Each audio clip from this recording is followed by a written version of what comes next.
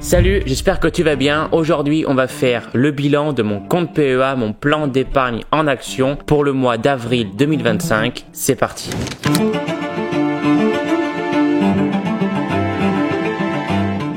Avant de commencer, si tu me connais pas, je m'appelle Dimitri, je suis étudiant en école d'ingénieur à l'école des mines de Saint-Étienne en alternance. C'est pour ça que je peux investir et depuis juillet 2023, je partage l'entièreté de mon parcours d'investisseur sur cette chaîne YouTube que j'ai nommée Dimitri Finance. Donc aujourd'hui, c'est la 100e vidéo de la chaîne. Merci aux personnes qui me suivent depuis le début, ça fait super plaisir car j'ai beaucoup appris grâce à vous. C'est que le début et pour les personnes qui ne me suivent pas encore, n'hésitez pas à vous abonner car je le rappelle, mais 80% des personnes qui regardent mes vidéos ne sont pas abonnées. Donc si mes vidéos vous apprennent des choses et vous plaisent, n'hésitez pas à vous abonner, ça me ferait super plaisir. On est parti pour faire le bilan de mon compte PEA pour le mois d'avril 2025. Donc dans cette vidéo, on va faire un bilan du CAC 40 vs le S&P 500, ensuite un bilan du S&P 500 vs l'ETF dans lequel j'investis et qui est censé répliquer cet indice. En troisième, les données de mon compte PEA et en dernier, les achats d'ETF que je vais réaliser en direct avec toi. Le CAC 40 vs le S&P 500. Donc c'est l'indice français vs l'indice des États-Unis avec dividendes réinvestis. Tu le vois ici, début avril, les marchés se sont un petit peu affolés puisque en une journée, les deux indices ont perdu un peu plus de 10% à la suite des annonces de Donald Trump. Je pense que tu es même plus au courant que moi parce que personnellement, je ne suis pas derrière les informations BFM TV, etc. Donc je regarde un petit peu après tout le monde qu'est-ce qui s'est passé au niveau du marché américain et des marchés boursiers en général car je n'aime pas forcément suivre tout le temps les actualités car c'est là où on fait des erreurs. Bref, comme tu le vois, les marchés ont perdu 10%. Ensuite, ça s'est un petit peu stabilisé pendant quelques jours, mais très rapidement, les marchés sont remontés pour revenir au point initial du début du mois. Pourquoi? Parce que déjà, d'une, Trump est revenu un petit peu sur ses décisions et de deux, c'est un peu ma philosophie en tant qu'ingénieur, c'est que les marchés reviennent toujours à la moyenne, ça provient de la loi des grands nombres. Ensuite, l'indice S&P 500 vs l'ETF S&P 500 dans lequel j'investis, et bien là, je suis plutôt content. Les personnes vont se dire, mais non Dimitri, pourquoi t'es content? Bah tout simplement parce que l'ETF a fait une très mauvaise performance ce mois-ci. On est sur du moins 6,62%. Donc c'est-à-dire que la part de l'ETF a grandement diminué et ça m'intéresse pour mon DCA du mois. D'où ça provient cette différence entre ETF et indice? Comme je l'ai dit dans la précédente vidéo, ça provient de la fluctuation du cours du dollar par rapport à l'euro. Comme nous sommes en pleine période d'impôt, en effet, il faut déclarer ce qu'on a gagné durant l'année 2024 à présent. Eh bien, je vais faire un point sur les impôts concernant le PEA. En effet, pour investir en bourse, il y a plusieurs enveloppes possibles. On pense notamment à l'assurance vie, au compte titre, PER et bien sûr au PEA. Le PEA, pour beaucoup d'investisseurs, dont moi, c'est le meilleur moyen d'investir en bourse, le meilleur véhicule pour investir en bourse parce que c'est là où d'un point de vue fiscal, lorsqu'on est résident français, eh bien c'est le plus intéressant. Il y a trois cas possibles lorsqu'on est investisseur à travers un PEA. Le premier cas, exemple, imaginons ça fait 3 ans que vous investissez sur un compte PEA et aujourd'hui vous avez enfin envie de profiter de vos quelques plus-values que vous avez pu réaliser durant ces 3 ans. Donc là vous êtes bien évidemment dans le cas où la durée de détention est inférieure à 5 ans et donc malheureusement vous allez avoir sur vos plus-values l'impôt sur le revenu de 12,8% plus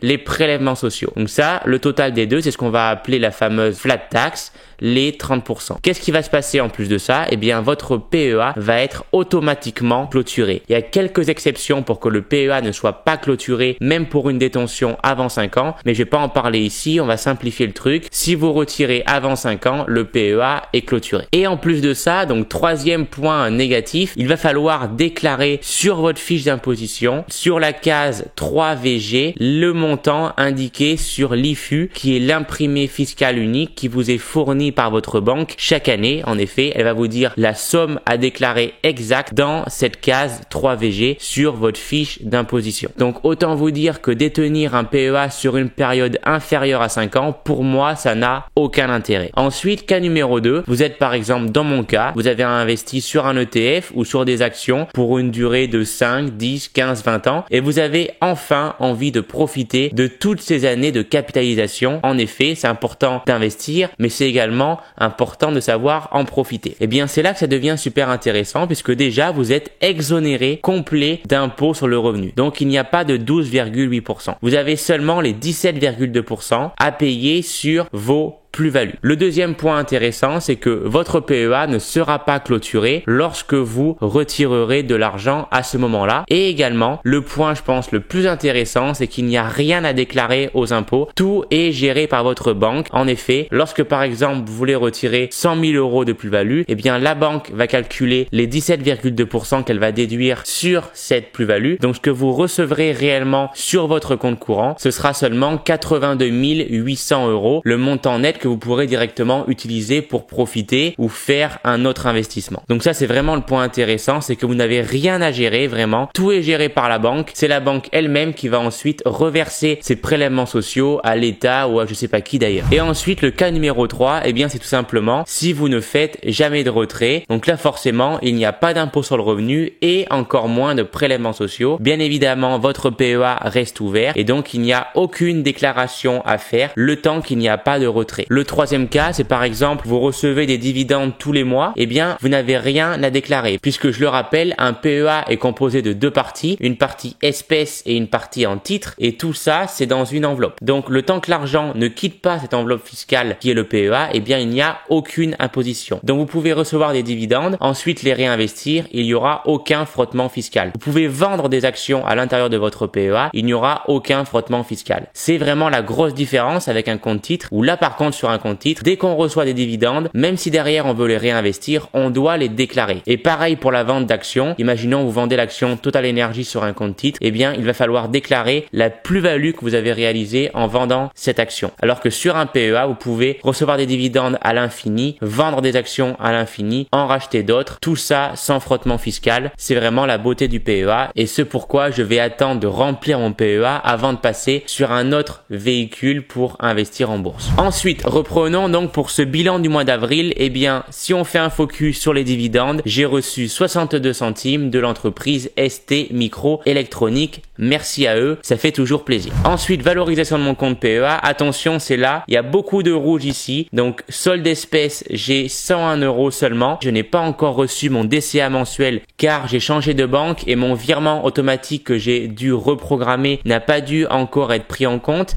mais il devrait sans souci y avoir mes 800 euros qui devraient être déposés dans les prochains jours. En titre, j'ai 19 689 euros. C'est là qu'il y a une grosse moins-value de 1357 euros. On l'a vu juste avant, hein, les marchés en ce moment sont dans le rouge. Personnellement, je garde vraiment, comme d'habitude, une vision très long terme. Versement total, 19 545 euros. Ça, c'est les versements au total que j'ai fait sur mon compte PEA. Donc, en passant par mes DCA de 500 euros d'il y a 2 ans. Ensuite, tous mes DCA de 650 euros que je faisais l'an passé. Et maintenant, mes DCA de 800 euros. Eh bien, si on fait la somme de tout ça, ça me fait 19 545 euros. Voilà. Donc, le total, si on fait mon solde d'espèce plus mes valeurs en titre, ça me fait 19 791. Et donc, une plus-value qui a grandement baissé de seulement 246 euros. Est-ce que ça m'inquiète? Pas du tout. C'est la bourse. On n'est pas là pour devenir riche dans 1 an ou dans 2 ans. On est juste là pour faire fructifier un patrimoine sur plusieurs années avec une stratégie long terme. Moi, ma stratégie, c'est quoi? Eh bien, elle est juste ici. C'est d'investir 100% dans de l'ETF S&P 500 sur mon compte PEA. Bilan achat du mois de mai 2025. Je vais donc acheter pour 800 euros. Ça va être mon DCA. Plus les 101 euros que j'ai en espèces. Ça va donc me faire une somme totale à investir d'à peu près 900 euros. Avec ces 900 euros, je vais donc pouvoir acheter 36 parts d'ETF S&P 500. Donc moi, je prends l'ETF S&P 500 de BNP Paribas. Le code ISIN est juste ici. Et donc, mon PRU S&P 500 est de 25,34 euros.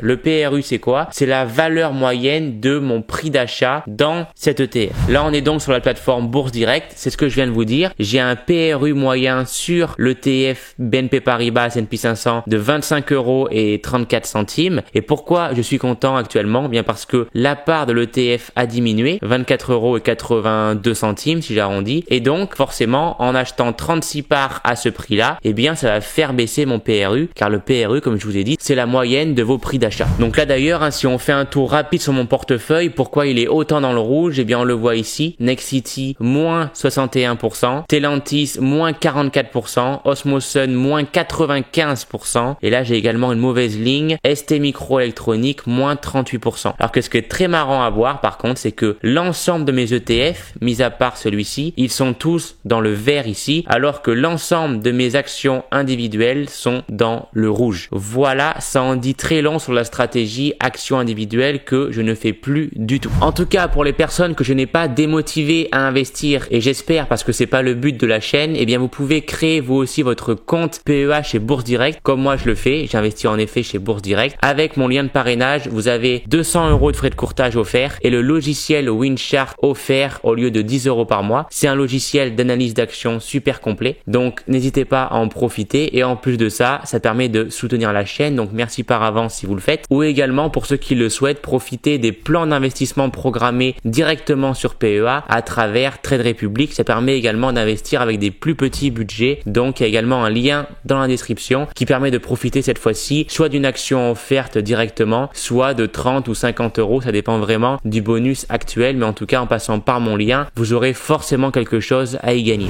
Investir sur un PEA, ça peut faire peur. En plus ici vous voyez que moi je mets 800 € par mois sur mon compte PEA, vous vous dites ah oui ça fait quand même beaucoup, j'ai pas les moyens, etc. Mais au contraire, moi ce que j'ai fait il y a maintenant 3 ans, c'est que même en étant étudiant et en ayant 0 € de revenus, j'ai quand même ouvert mon PEA afin de profiter de l'avantage fiscal comme je vous l'ai présenté ici. En effet, plus vous allez l'ouvrir tôt, plus vous pourrez profiter rapidement de l'avantage fiscal. Donc même si vous avez que 10-20 € à investir, ouvrez votre compte PEA, au moins c'est fait, et lorsque vous aurez des revenus, vous pourrez commencer à investir. Donc même en étant étudiant, pour moi c'est une très bonne option d'ouvrir son compte PEA. Sur ce, je vous laisse avec une vidéo où je vous ai montré comment j'ai créé mon propre fichier de suivi de patrimoine de A à Z. C'est sur Excel, c'est totalement gratuit et c'est vraiment un tuto de A à Z. Donc je vous laisse avec la vidéo. Et sinon, je vous souhaite de superbes investissements. Restez toujours avec une vision long terme, c'est le plus important. Et rappelez-vous bien qu'avec la bourse, on n'est pas là pour devenir riche du jour au lendemain. Non, on est juste là pour faire fructifier un patrimoine. C'est vraiment le plus important. Bref, je vous souhaite de bons investissements. C'était Dimitri Finance. Ciao.